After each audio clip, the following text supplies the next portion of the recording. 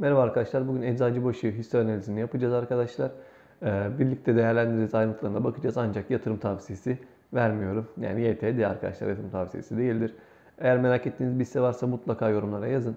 Ben bir an önce hisse analizini yapar, bir iki gün içerisinde yayınlarım. Normalde biz 100 firmaların A'dan Z'ye sıradan gidiyorum. Şu anda sırayla devam ediyoruz. Bugün sıra Eczacıbaşı'nda. Dediğim gibi mutlaka yorumlara yazın varsa çok hızlı bir şekilde yayınlamaya çalışırım. İsterseniz çok fazla uzatmadan başlayalım. Varlık kullanımına baktığımızda etkinlik kaybı olduğunu görüyoruz. Çünkü şirket varlıklarıyla geçen yıla göre daha az satış üretmiş. Geçen yıl her 1 TL'lik varlık ile 65 kuruşluk satış yapılırken bu yıl 12 kuruşluk satış yapılmış.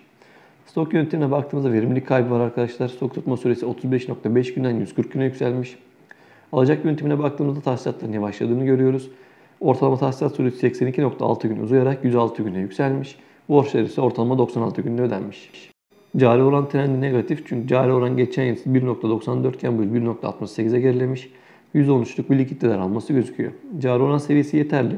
Bir yıldan kısa vadeli kaynaklar kısa vadeli yükümlülükleri karşılayabilir durumda. Likidite oran seviyesine baktığımızda asit test oranı 1.22 seviyesinde, stok dışı kaynaklarla kısa vadeli yükümlülükler karşılanabilir durumda, bu yüzden yeterli. Nakit ağırlığına baktığımızda geçen yıla göre de azaldığını görüyoruz. Nakit ve benzerleri varlıkların %3.8'ini oluşturuyor. Bu oran geçen yıl %6.7 idi.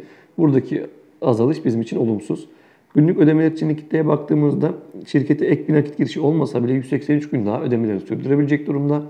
Yani hiçbir satış, hiçbir gelir gelmese dahi 6 ay daha şirket ödemelerini yapacak. Bu yüzden yeterli nakit var.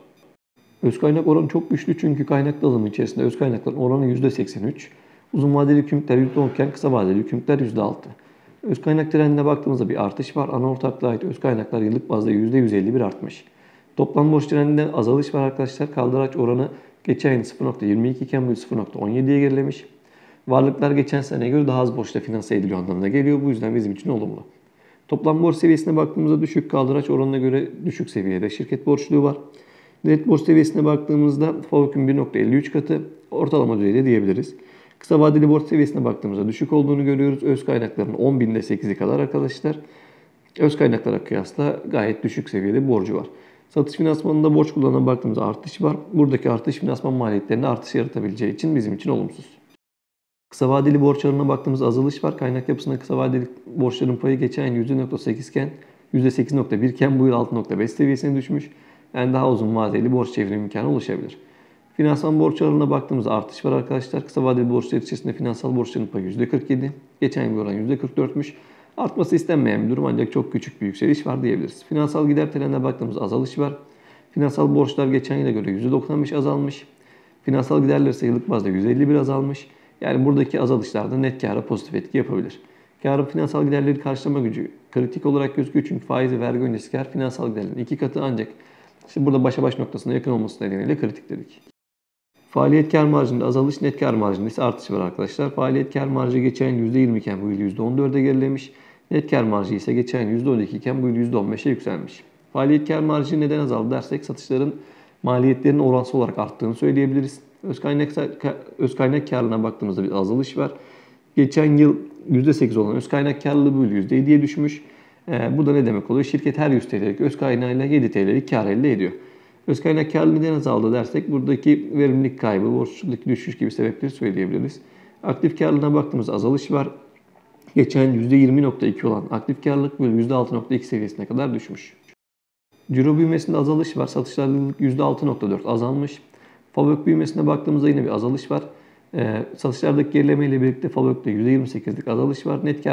Net kârda ise %17'lik artış meydana gelmiş. Duran varlık büyümesine baktığımızda buradaki büyüme uzun vadeli kaynak ağırlıklı. Bu da finansman prensibine uygun olduğu için bizim için olumlu. İşletme faaliyetlerinden nakit akışı pozitif arkadaşlar. Ticari faaliyetler sebebiyle elde edilen nakit geçen sene göre %70 azalmış. Faaliyetlerden en çok nakit yaratan kalem dönem kârı. Faaliyetlerden en çok nakit çıkartılan kalem gerçekleşmiş yabancı para çevrim farkları ile ilgili düzeltmeler. Faiz giderlerini karşılayacak nakit akışa baktığımızda yetersiz olduğunu görüyoruz arkadaşlar.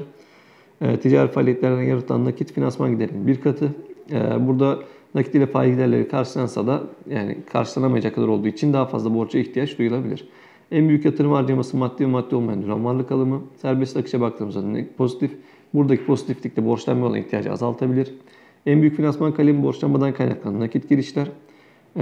Dönemlik toplam nakit akışa baktığımızda negatif olduğunu görüyoruz. Dönem sonu nakit miktarı 1,874 milyon TL seviyesinde. Eczacıbaşı ilaça geçen yıl tam bu zamanda 1000 TL yatırsaydık şu anda 1100 TL'miz olacakmış arkadaşlar. Yani %10 nominal getiri getirmiş, ancak enflasyonun yıl sonu itibariyle %45'e düşeceğini düşünürsek reel olarak zarar etmiş diyebiliriz. BIST 100'ün ortalaması 1314 TL olmuş. Yani BIST 100'ün ortalamasının altında kalmış. Dolar 1194 TL olmuş. Doların da altında kalmış. Mevduata yatırsaydık 1719 TL'miz olacaktı. Bitcoin'e yatırsaydık 2152 TL'miz olacaktı. Altına yatırsaydık da 1509 TL'miz olacaktı. Burada mevduat, Bitcoin ve altın enflasyon üzerinde getiri sağlamış. Dolar, BIST 100 ve Eczacıbaşı enflasyonun altında kalarak realde para kaybettirmiş. Fiyat kazanç oranına baktığımızda Eczacıbaşı'nın 11,42 olduğunu görüyoruz. Holding ve yatırım şirketleri 17,31 iken mali kuruluşlar 11,71 arkadaşlar. Burada istediğimiz sektör ortamlarının altında olması. Mali kuruluşlarla başa baş diyebiliriz, ancak holding ve yatırım şirketlerinin altında kalmış. Bu da bizim için olumlu arkadaşlar. Yani fiyat kazanç oranı açısından sadece burası açısından baktığımızda hissenin fiyatına ucuz diyebiliriz. Piyasa değeri bölü defter değerine baktığımızda Eczacıbaşı'nın 0,69 olduğunu görüyoruz. Holding ve yatırım şirketleri 1,89 iken mali kuruluşlar 1,55. Burada asıl istediğimiz yine sektör ortamlarının altında olması. Gördüğünüz gibi her iki sektör ortalamasının altında. Bir de burada birin altında olması benim için daha da kıymetli arkadaşlar. Çünkü şirket tüm mal varlıklarını satsa bile bu piyasadaki değerinden daha değerli, daha fazla para kazanıyor. O yüzden piyasa değeri bölü defter değeri açısından hissemizin fiyatı oldukça ucuz diyebiliriz. Piyasa değeri bölü esas faaliyet karına baktığımızda Eczacıbaşı'nın burada 76,3 olduğunu görüyoruz. Holding ve yatırım şirketleri 21,69 iken mali kuruluşlar 18,72. Burada yine diğerlerinde de olduğu gibi sektör ortalamasının altında kalmasını istiyoruz, ancak burada sektör ortalamanın bir hayli üzerinde olduğunu görüyoruz. Piyasa değeri bölü esas faaliyet karı açısından baktığımızda şirketimizin fiyatı oldukça yüksek gözüküyor. Geçen hafta Cuma'nın verilerine göre baktığımızda 47,90 TL hissemizin fiyatı, hisse başına karımız 4,2 TL, piyasa değeri 32,8 milyar TL iken ödenmiş sermayemiz 685,3 milyon TL. Net borcu 1,4 milyar TL, firmanın değeri de piyasa değeri artı net borç olarak baktığımızda firmanın değeri 34,2 milyar TL. Temettü bilgilerine baktığımızda son temettüsünü 5 Haziran 2024 tarihinde vermiş. %2,27'de oranda var arkadaşlar. Yani baktığımızda %1'in üzerine ben güzel olarak görüyorum. Çünkü gerçekten bazen çok düşük temettü oranları olabiliyor. %2 gayet güzel bir oran. 808,607 milyon TL temettü dağıtmış arkadaşlar. Yani temettü yatırım yapmak isteyen yatırımcılar için gayet mantıklı yatırım yapılabilir bir firma olarak gözüküyor. Bedel potansiyeline baktığımızda da %6.815 olarak gözüküyor arkadaşlar. Eczacıbaşı hisse analizimiz bu şekildeydi arkadaşlar. Faydalı bulursanız takip edip yorum yaparsanız çok sevinirim. Bildirimleri de açarsanız bundan sonraki videolarım hızlıca karşınıza düşecek. Ve daha sık bir araya geleceğiz arkadaşlar. Birlikte birbirimizden faydalanacağız diyebilirim. İyi günler.